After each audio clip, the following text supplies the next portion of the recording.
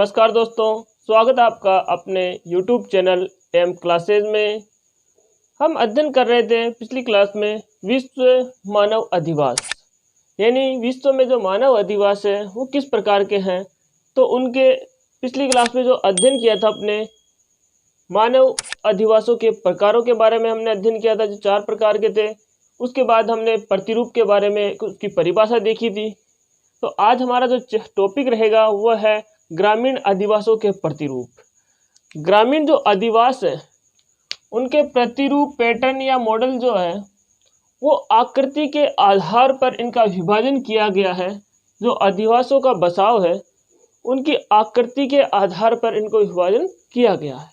इसमें अनेक कारक हो सकते हैं या अनेक कारण हो सकते हैं, जिसमें हम कह सकते हैं कि प्राकृतिक कारक भी है इसके अंदर, सामाजिक, धार्मिक, ऐतिहासिक, परिवहन मार्ग आदि कारणों से ये बसावट बसती है। तो हम बात करते हैं प्रतिरूप की। तो इसके अंदर पहला प्रतिरूप है रेखीय प्रतिरूप। ग्रामीण अधिवासों में जो पहला प्रतिरूप है वो है रेखीय प्रतिरूप। रेखीय प्रतिरूप जो अधिवास होते हैं वो कहाँ पर होते हैं? सड़क मार्ग, रेल मार्ग, नहर, नदी घाटी या सागर तट के सहारे यह बसावट इनकी होती है। हम देखते हैं कि ये कैसे होते हैं। तो हम डायग्राम बना के देखते हैं कि ये रेखीय अधिवास कैसे होते हैं। यानी किसी सड़क के किनारे या नहर के किनारे भी हो सकते हैं।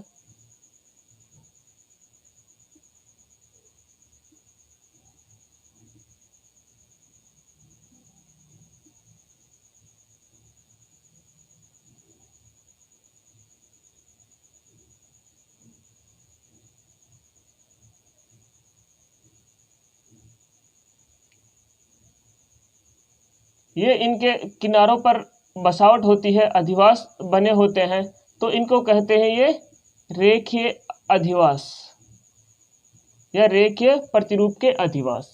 अब इसके सहारे चाहे ये सड़क मार्ग हो या रेल मार्ग हो या कोई नदी हो, तो इसके सहारे जो ये अधिवास बने होते हैं इनको बोलते हैं रेखीय प्रतिरूप के जो अधिवास। इसका जो उदाहरण हम कह सकते हैं, जयपुर जिले का जो बरवाड़ा गांव है वहाँ पर इसी प्रकार के अधिवास देखने को मिलते हैं। और भारत की हम बात करें तो भारत में गंगा यमुना के मैदान, यानी जो गंगा यमुना के जो मैदान हैं उनके अंदर और जो मध्य हिमालय क्षेत्र है वहाँ पर भी ऐसे प्रतिरूप देखने को मिलते हैं। अब हम बात करते हैं दूसरे प्रतिरूप, तीर प्रतिरूप। यानी जो तीर होती है, तीर का मान होता है, तीर के अनुसार के प्रतिरूप होते हैं। तो तीर प्रतिरूप जो हम कह सकते हैं किसी अंतरीप के शीर्ष पर नदी के नुकीले मोड़ या दो आब के बीच में, यानी किसी अंतरीप हम जैसे बात करें, जैसे भारत का नीचे यह प्रायद्वीप है, इसके सहारे हो, तो ऐसे ही इसके सहारे जो अंदर कोने पे जो बसे होते हैं किनारों पर, तो उनको बोलते हैं तीर प्रतिरूप। तो हम इसका तीर प्रतिरूप में बना सकते हैं कि तीर के अनुसार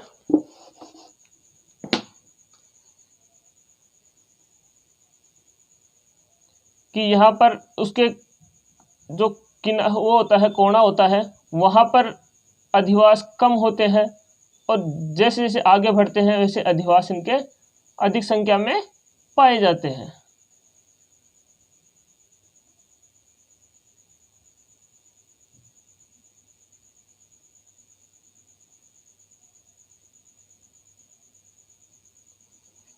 तो ये अधिवास अंतरीप के शीर्ष पर और नदी के नुकीले मोड़ या दो आब का मतलब हम कह सकते हैं जो दो नदी है, जैसे मान लो एक ये है, ये संगम है, एक नदी इधर से आ रही है, एक नदी इधर से आ रही है, तो ये दो बीच का जो क्षेत्र है उसको बोलते हैं दो आब। दो नदियों के बीच का जो क्षेत्र होता है उसको बोलते हैं दो आब। तो इसका उदाहरण देखने को मिलता है दक्षिणी भारत के कन्याकुमारी और उड़ीसा के चिल्का झील तट पर बने ये अधिवास। तो किस प्रकार के अधिवास होते हैं? तीर प्रतिरूप के।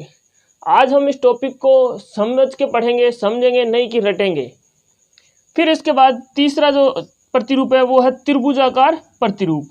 यानी त्रिभुज के आकार के जो अधिवास देखने को मिलते हैं वो अधिवास जब नदियों, नहरों या सड़कों का संगम होता है और वो एक दूसरे को काटती नहीं है, एक दूसरे को काटती नहीं है। तो ऐसे हम कह सकते हैं कि जैसे मान लो ये नदी है, ये इधर से आ रही है, दूसरी नदी इधर से आके यहाँ इनको संगम बना रही है, न कि आगे जाके ऐसे काट रही है। तो ये केवल यहाँ पर ही संगम ये बना रही है, तो ऐसे दूसरी नदी आके संगम इनका बनाती है। तो ऐसे जो इनके सहारे जो बसावट होती है, चाहे अंदर के तरफ समझो या बाहर की तरफ समझो, नदी के किनारों पर, तो इसको बोलते हैं त्रिभुजाकार प्रतिरूप।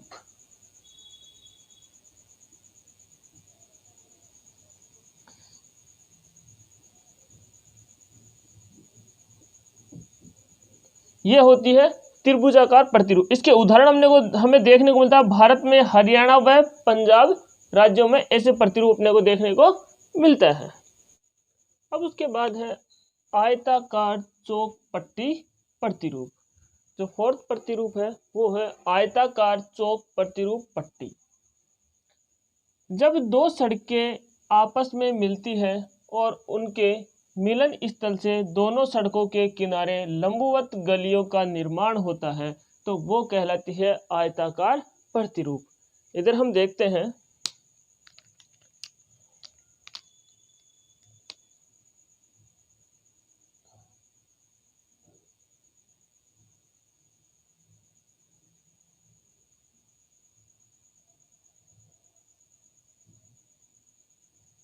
ऐसे चौराहा है, तो इसके जो चारों तरफ जो अधिवास बने होते हैं, जो मकान बने होते हैं,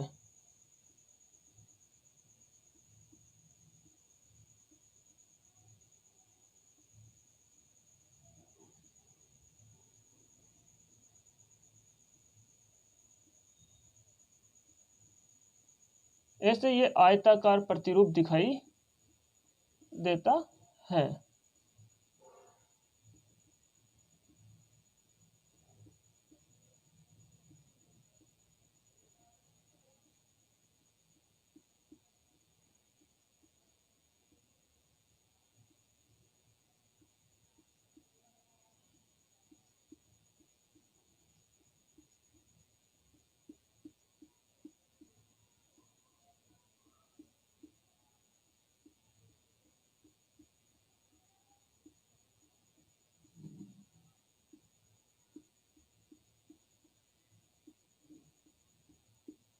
ऐसा प्रतिरूप जो दिखाई देता है वो है आयताकार प्रतिरूप।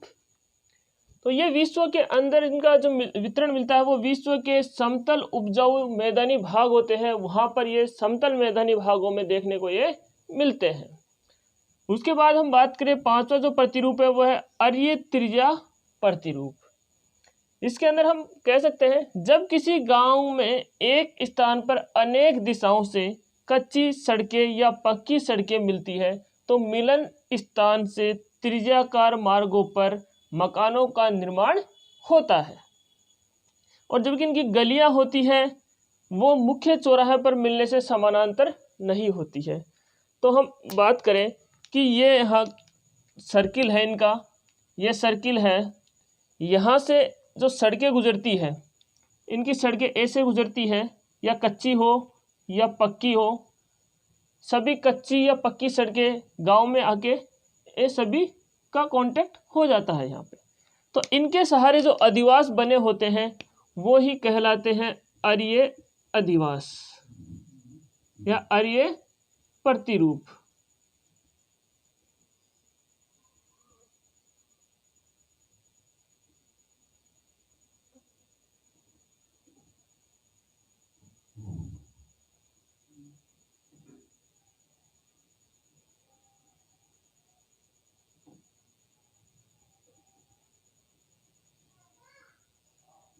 ये कच्ची पक्की सड़कों के किनारों पर मकान बने होते हैं। तो ये अर्य प्रकार के यानी सभी सड़कों का जो मिलन स्थान होता है वो गांव के अंदर होता है या गांव के मार्केट में होता है, लेकिन ये जो सड़कें हैं ये सीधी यहाँ जाके मिलती है, न कि ये समानांतर है। अब हम बात करते हैं वृत्ताकार प्रतिरूप। वृत्ताकार प्रतिरूप का मतलब आप समझ सकते हैं कि जो वृत्त के आकार में जो प्रतिरूप बना होता है, जो मकान बसे होते हैं, उनको वृत्ताकार। अब वो कहाँ पर हो सकते हैं? किसी झील के चारों तरफ हो सकते हैं, तालाब के हो सकते हैं, कुएं, किले, धार्मिक स्थल या चौपाल के चारों ओर मकानों के बसने से जो बस्ती का आकार होता है वो होता है वृत्ताकार प्रतिरूप। तो हम यहाँ पर कह सकते हैं कि जैसे ये कोई झील या तालाब है, ये झील है। अब इस झील के सहारे सहारे किनारों पर जो मकान बनते हैं, उनका जो समूह होता है, उन समूह को बोलते हैं वृत्ताकार प्रतिरूप। अब यहाँ पर कोई झील भी हो सकती है, तालाब भी हो सकता है, या कोई धार्मिक स्थल भी हो सकता है। इसके कई उदाहरण है, आपको देखने को मिल सकते हैं। अब हम बात करते हैं, जो अगला प्रतिरूप है वो है तारा प्रतिरूप। यानी जो तारे के समान जो अधिवास दिखाई देते हैं उनको बोलते हैं तारा प्रतिरूप। प्रारंभ में जो होते हैं ये आर्य प्रतिरूप ही होते हैं। बाहर जाने वाली सड़कों के मध्य भाग में मकान बनने से इनकी आकृति तारे जैसी हो जाती है। हम बात करें कि आर्य प्रतिरूप, हमने देखा कि ये आर्य प्रतिरूप थे। इस प्रकार के जो प्रतिरूप बने वो आर्य प्रतिरूप थे। अब इसके सहारे जो हमने अधिवास बनाए कि यहाँ पर ये इनके मकान थे जो कच्ची पक्की सड़कों के किनारे गांव की तरफ थे।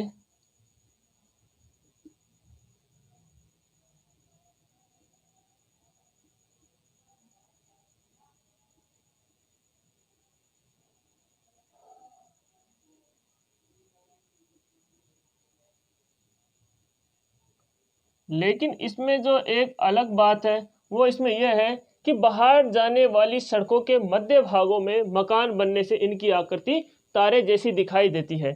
तो मध्य भाग की हम बात करें तो ये दोनों सड़कों के मध्य भाग में यहाँ पर भी इनके मकान बने होते हैं।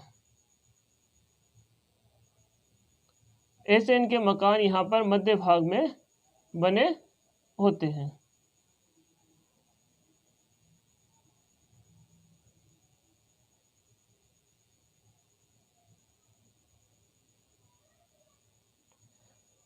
अब इसको हम अगर कुछ सैटेलाइट से इनकी इमेज देखते हैं तो वो एक तारे के अनुसार ही दिखाई देती है। तो हम इसको देखें कि देखो, आप अगर डायग्राम बना के ऐसे देखें तो ये बिल्कुल तारे के अनुसार ही दिखाई देता है, स्टार के आकार में ये दिखाई दे। तो इनको बोलते हैं तारा प्रतिरूप। अब हम बात करते हैं नेक्स्ट जो प्रतिरूप है वो है पंखा प्रतिरूप। पंखा प्रतिरूप के अंदर हम कह सकते हैं कि गांव के जो चारों तरफ मकान बना के और फिर सड़क जो गांव से बाहर निकलती है उसके सहारे जो मकान बनाए जाते हैं जो रेखीय प्रतिरूप में होते हैं, तो ये होते हैं पंखा प्रतिरूप। गांव के केंद्र के चारों ओर मकान बनकर फिर सड़क के किनारे रेखीय प्रतिरूप से मकान बनता है। जैसे गांव में हाथ से हवा डालने के लिए पंखा होता है, उसी आकार में ये बना होता है। यानी ये गांव का केंद्र है,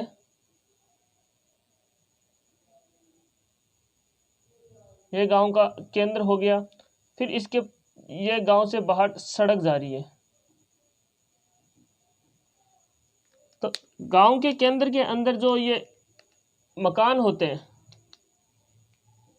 ऐसे इनके गांव के सेंटर में ये मकान बना दिए गए यहाँ पे।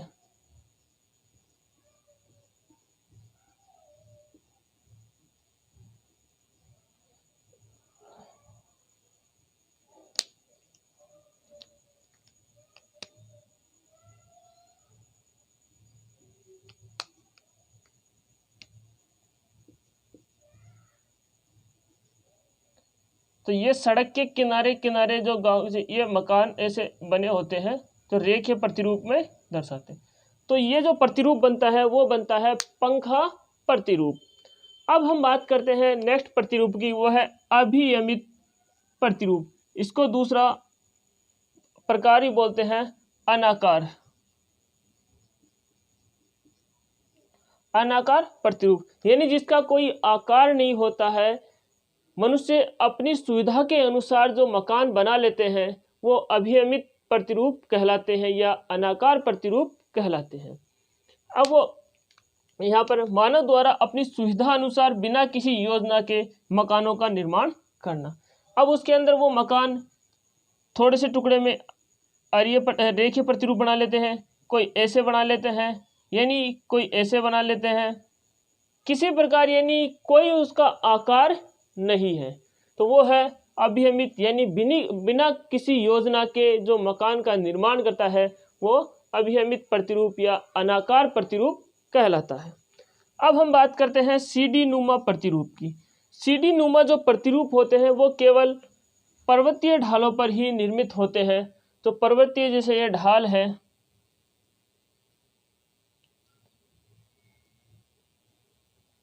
पर्वतीय ऐसे ढाल है,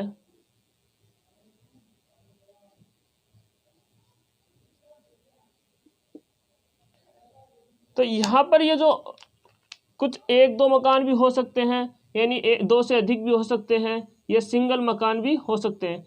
तो ये ढाल है, यहाँ पर इनके जो ये अधिवास बने होते हैं वो कहलाते हैं सीढ़ी नुमा प्रतिरूप।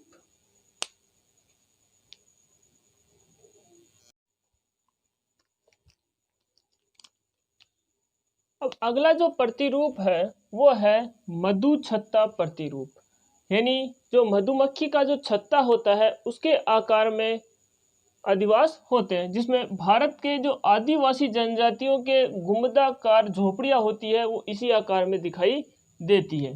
जैसे हम बात करें इनकी, ऐसे इनकी गुंबदाकार झोपड़ी होती है।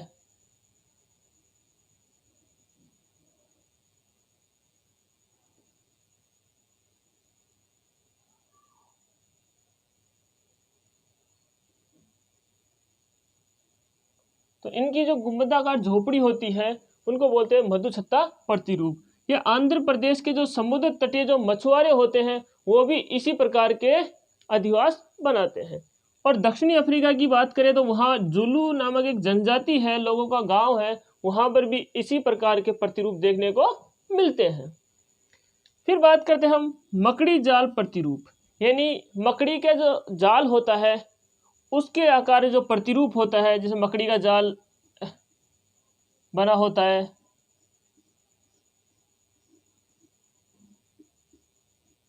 तो ऐसे जो प्रतिरूप होता है वो मकड़ी जाल प्रतिरूप। और टेढ़ा मेढ़ा प्रतिरूप ये अंतिम प्रतिरूप है, जो टेढ़ा मेढ़ा प्रतिरूप, यानी ये इसका कोई आकार नहीं होता है।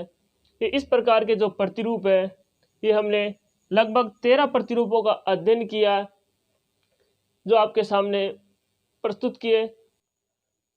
तो उम्मीद करता हूँ आपको ये क्लास अच्छे से समझ में आई होगी। इसको रटना नहीं है, समझना है। तो और इस जो वीडियो की PDF फाइल है, इनके नोट्स हैं, वो आपको डिस्क्रिप्शन में इसकी लिंक मिल जाएगी, वहाँ से आप डाउनलोड कर सकते हैं। तो आप ज़्यादा से ज़्यादा लाइक, शेयर और सब्सक्राइब करें। धन्यवाद।